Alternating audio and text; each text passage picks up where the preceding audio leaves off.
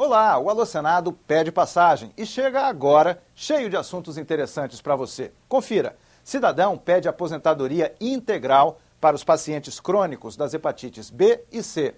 Reforma política, por que esse tema não decola? Lei da ficha limpa, colocar a lei em vigor agora, nestas eleições, foi uma escolha acertada?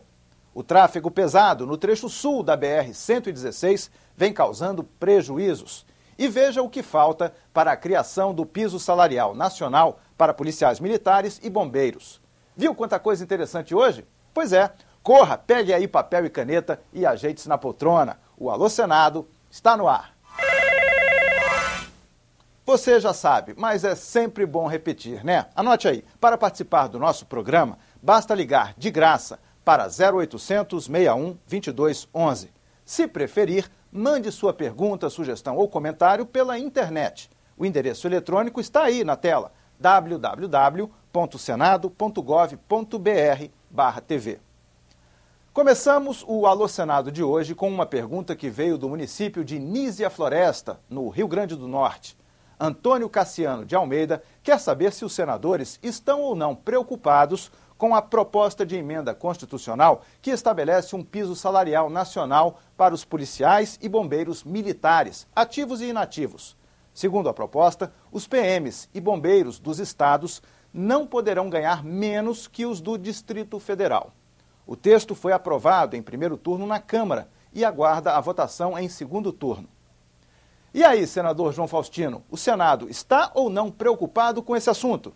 Eu diria que o Senado está mais do que preocupado. O Senado já cumpriu o seu papel nesse contexto. O Senado já aprovou essa matéria. Agora tramita na Câmara dos Deputados. Porque o Senado se debruçou sobre essa matéria, entendendo por justa, por necessária. Não existe um policial militar, civil ou bombeiro restrito a um único estado.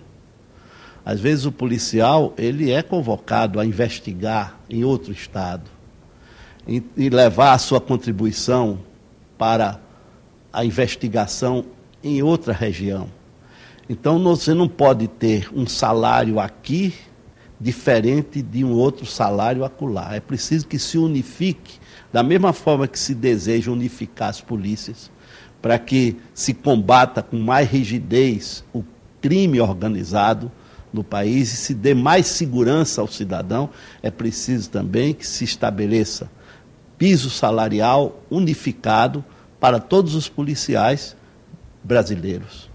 Luiz Paulo Bonetti, da cidade de Encantado, no Rio Grande do Sul, pergunta se há algum projeto de lei para desafogar o tráfego na BR-116, principal escoadouro da produção agrícola e industrial daquele estado e de países do Mercosul, como Argentina e Uruguai.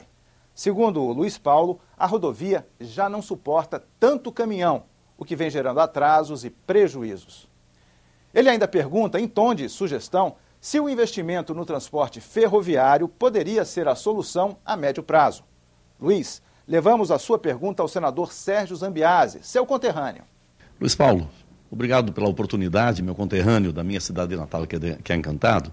Eu tenho duas respostas que devem interessar a você e a todos aqueles que se utilizam deste corredor do Mercosul, que é a BR-116. Primeiro, para a comunidade de Encantado e para a comunidade do Vale do Taquari, é a duplicação de uma rodovia que interessa muito a região, que é a Itabaí-Canoas, como a gente fala, Itabaí-Lajeado. O ministro Paulo Sérgio Passos, há poucos dias esteve conosco, anunciando o início da duplicação da Itabaí-Lajeado, Itabaí-Estrela, que interessa demais a toda a região, pelo fluxo de veículos muito grande que tem essa rodovia. Então, a 386, que já é duplicada de Canoas a Itabaí, agora será também duplicada de Itabaí até Lajeado, facilitando muito a comunidade de Encantado. Em relação à BR-116, eu concordo plenamente contigo, Luiz, ela vive um momento caótico, porém, este problema também está sendo corrigido com a construção da BR-448, ou a rodovia do Parque, que nós chamamos. Ela começa em Sapucaia e termina em Porto Alegre. As obras já iniciaram, serão 3 pistas, serão 6 pistas, 3 de ida e 3 de volta, com um caminho bastante livre, e vai também facilitar muito a fluidez do trânsito na região metropolitana e, em consequência, também para todo o estado e a metade sul. Em relação à ferrovia, Luiz, nós já estamos com um projeto ligando Paraná, São Paulo, Santa Catarina, Rio Grande do Sul, e este projeto também já está no Ministério dos Transportes em análise, e nós acreditamos que um pouco mais à frente ele já estará sendo anunciado pelo ministro Paulo Sérgio Passos. Este estudo da ferrovia, que pode talvez ser chamada de Ferrovia do Mercosul, também está em fase final e é uma sugestão realmente muito interessante, muito inteligente, que está acatada pelo governo federal. A socióloga Paola Gaudêncio Freitas, de Salvador, capital baiana, pergunta se os senadores acham que foi acertada a aplicação, já nesta eleição de 2010, da lei da ficha limpa. Paola, o senador Assir Gurkhatz respondeu.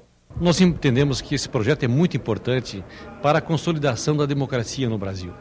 Um projeto como esse, que foi aprovado pelo Congresso Nacional, passou pela Câmara, aprovado também pelo Senado, que é proveniente da vontade popular, mais de 1,5 milhão, mais de 2 milhões de assinaturas fizeram esse projeto chegar ao Congresso Nacional.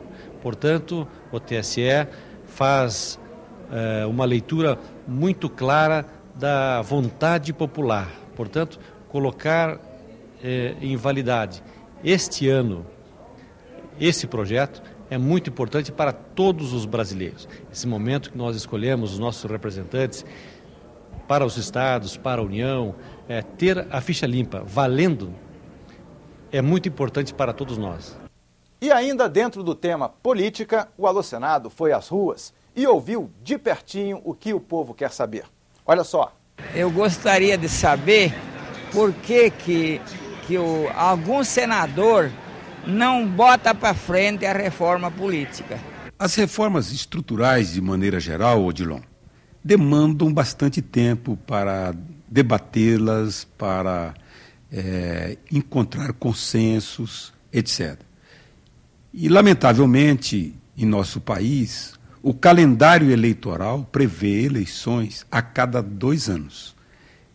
Na minha avaliação, isso tem sido um dos fatores que inibe a discussão, a apreciação, a votação de projetos orgânicos, como é, por exemplo, a reforma política. E agora, uma pergunta sobre saúde e previdência. Marcos Coelho, de Florianópolis, quer saber o que falta para que o projeto de lei do Senado, número 330, do ano de 2004, seja definitivamente aprovado e entre em vigor. O projeto concede aposentadoria integral aos doentes crônicos de hepatite, tipos B e C, e que, como o Marcos, fazem uso dos medicamentos existentes e não conseguem cura. Ao contrário, podem vir a sofrer de cirrose ou de câncer em decorrência da hepatite. O Marcos enfatiza a perda da qualidade de vida em função da doença e da diminuição de renda quando as vítimas de hepatite se aposentam. Marcos, o texto está na Comissão de Assuntos Econômicos e o relator, Renato Casagrande, já deu parecer favorável, viu?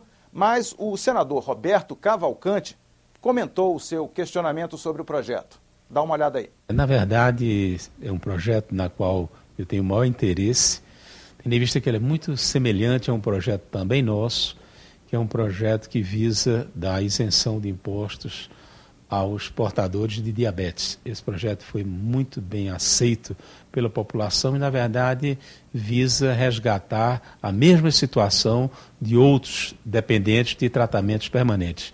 O aposentado já é um danificado financeiramente. Os critérios de aposentadoria danificam todos os brasileiros que chegam no momento da aposentadoria.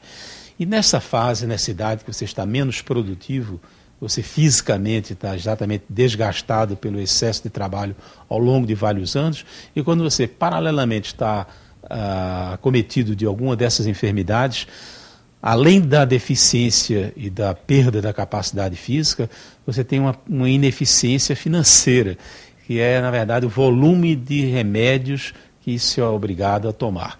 Então, eu, na verdade, acompanho de perto e espero que, ou no final, após o processo eleitoral, ou no começo da próxima legislatura, nós possamos aprovar esses projetos.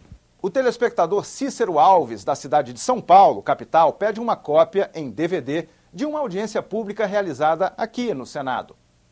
Cícero, veja agora como fazer.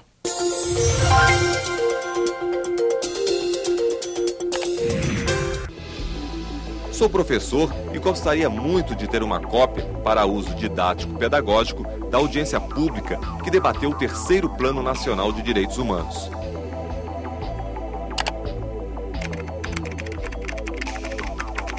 Prezado professor Cícero, para solicitar uma cópia em DVD da audiência pública que debateu o terceiro Plano Nacional de Direitos Humanos, entre em contato com o Serviço de Atendimento ao Usuário pelo endereço stelaq@senado.gov.br e faça seu pedido.